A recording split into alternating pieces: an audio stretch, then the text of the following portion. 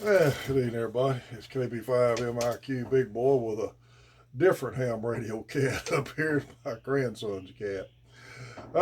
We're going to do something a little different tonight. I'll explain what I'm going to do in this second. But first, I want to congratulate the winner of our talkie, Joe Thompson. You know, I put his picture in my last video.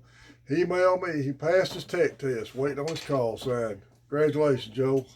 Glad to get you on the air. I hope that talkie works out good for you, and hope to hear you on 10 meters one day. So glad you passed the test. Welcome to the hobby. Going to do something a little different today. Well, before I tell you that, there's another thing I'm going to touch on. You know, at the end of all my videos, I put MTC's logo, Farmersville's logo, and about their sidewalk sale and things like that. There's going to be something else I'm going to add to every video. I blew up the 10-meter section of the band plan showing the novice tech voice privileges.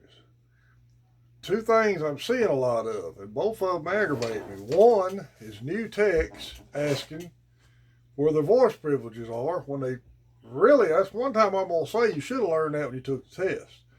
Number two, prospective guys studying for tech asking about that, and people will tell them, well, you've only got single sideband VHF, UHF. That's wrong.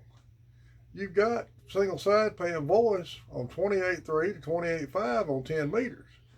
That's a fun band. So that's going to be on my videos from now on. And guys, if you get a tech asking you questions, if you don't operate HF, that's fine. But tell them they got the option there. Because a lot of people are not even mentioning the 10-meter option to them. And again, if they've got their tech ticket, they ought to understand the band plan. I'll be the first to say that. Get you a band plan. Print one off, get your Mr. Nifty book, lay it on your desk. You can't remember. I don't remember it. I'm an extra class ham, and I got other stuff to do. I don't try to remember band limits. I look on the band plan. I refer to it all the time. It's like when I was teaching electricity at teaching National Electric Code. I tell them guys, I don't want you to memorize the code. If you can memorize National Electric Code, you ain't got a life. All I want to do is teach you how to find it and use the code to look up your answer, but you can't memorize it. And I don't see no need to memorize a band plan. Just have you one laying on your shack. Okay. We'll do something a little different. I bought, this is how little this thing is, a little $10 digital clock kit off Amazon. It's got the circuit board, all the components in there in it. And I fixed to build it. And the reason I've used it on video, it's nothing ham radio really related, but it gives you guys, if you're wanting to learn to solder, and especially if you're going to do circuit board soldering, that'll give you a chance to work on something cheap before you mess up expensive radio. And my audio visual skills are not that great, so I'm going to plug pictures in the middle of this, and then when I test it out, we'll have video on that, see if it smoke checks itself or if it works the first time. And I'll be the first to admit, I'm not an electronic circuit board solderer. I did a lot of wire solder repair in the Army, working for the Army in my civilian job. In fact, I did it for about 15 years. And I had to be mil-spec certified, card-carrying soldering certified, for them to inspect my work. I built one circuit board, and I built it in soldering school. So that's my experience there with soldering school. I got a lot of wire experience soldering.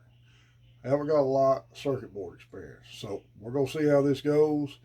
There'll be some pics plugged in the middle of this, and I'll do an outro after it. And then, of course, the last shot will be me and old ham radio cat be the end of the video. So we'll be back to y'all a little bit. Okay, this is the parts layout. This is the circuit board right here, and it's pretty well got the part locations etched out on it. Key to soldering, rosin core solder, wet sponge, and having a good clean tip and a small tip. I don't know if that's going to focus in there or not. Told y'all my audio visual skills are not too good. And I'll have my soldering iron set at 650 degrees. Well, boys and girls, this is KB5MIQ Big Boy. we'll let y'all see if this works or not, because I assure you, I'm 63 years old, had cataract surgery, shaky hands, and I am well past my prime when it comes to circuit board soldering. But that's the finished product, and that's the back side of it. And my soldering is pretty crappy. That's pretty tight quarters, and I have no idea if this thing's going to work or not. So we're going to find out. I'm going to pause this a second. All right, here comes the moment of truth. If you see me chunk it, you'll know it's smoking. Let's see what happens here. I don't know how good y'all can see from there, but I'll hold it.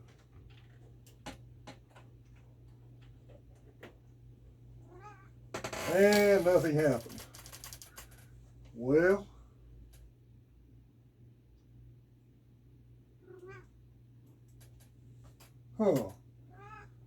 I have made a mistake somewhere.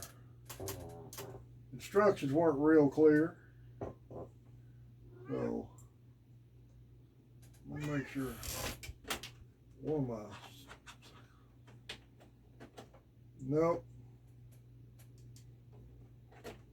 Oh well. It was fun soldering. The $10 kit. So, I made troubleshoot. Instructions weren't much. And like I said, my eyes and steadiness ain't what it used to be. But that gives you an example of some things.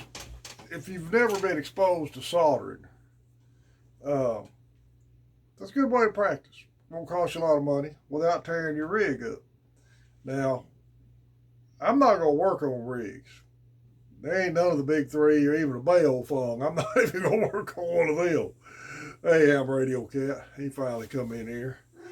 All right, come on up here. Everybody can see you.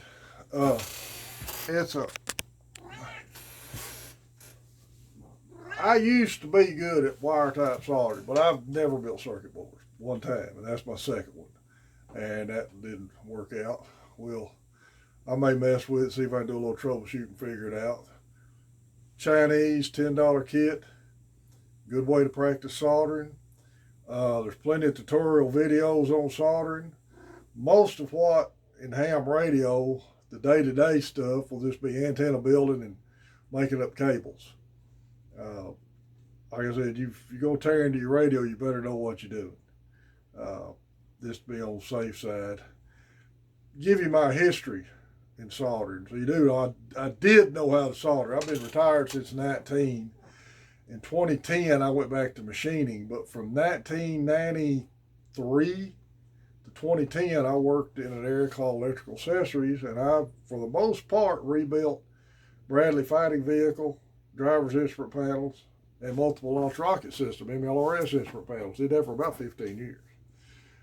And as a federal government, like I mentioned earlier, you have to be certified soldering or the inspector won't buy you work. Good friend of mine taught me how to solder, taught me how to build the panels back in 93. And I soldered for several years before they ever got me in a class. He just sold all our stuff, as long as a licensed guy done the paperwork. That's how we got around it. And the Army mil-spec soldering school is pretty good. Everything you do, they look at under a full-power microscope. In the real world, you're looking at it with your eyes. Kind of a funny story on that. The guy, when I went up there, told me, he said, "Hey, look, big boy, I know the two guys teaching soldering. They're good at it, but they know they're good at it. And they don't like people to show them up. And they're going to ask everybody in the class, how much experience you got?" And I've been soldering for 6-7 years. And he said, "I would tell them I've never seen a soldering iron. And they'll be rough enough on you, but you'll probably pass it first time." Well, there was about 12 of us in class. The guy in front of me asked him his experience. He said, "Well, when I worked for NASA, I was NASA certified in soldering." And both them dudes just zeroed in on that guy. And I go, "Oh, crap, this guy ain't going to make it." Come to me, he said, "Sir, what's your experience with soldering?" I said, "I ain't never seen a soldering iron. I don't know nothing about it." I passed first time. When I got out of the class a week later, NASA certified soldering dude was on his third attempt to pass their class. Now, that could be anything. I could have some bleed over and solder. I'm going to do a little troubleshooting on it later. It could be a defective part from the factory. Like I said, it's a $10 kit off Amazon. And I don't recommend you spending much more than that just to practice on.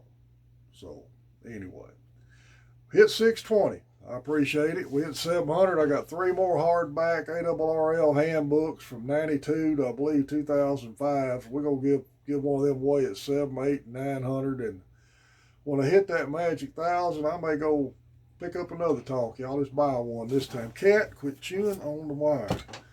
And give one away at 1,000. I appreciate everybody who subscribed to the channel. Remember, Main Trading Company in Paris, Texas, for your ham radio needs. Your Facebook club pages, 4 States Amateur Radio, Cowtown, Dallas, Shreveport Amateur Radio, Farmersville Amateur Radio, other Facebook pages, Ham Radio Flea Market Trading Post, Ham Radio, Amateur Radio Elmer's, Texas Amateur Ham Radio, all good avenues for information. We still do our round table on 10 meters, and the band's been opening. We're getting some more check-ins Mondays, Tuesdays, Thursdays, Friday nights. We try for 28,450, but if the band's occupied or open, just go up 460 or 470. We'll be in there somewhere, but we'll always be in a novice tech portion of 10 meters. Thanks again for everybody who subscribed to the channel. There's going to be some splices on this. Hope this video makes sense. Appreciate all y'all. KB5MIQ, Big Boy, 7-3.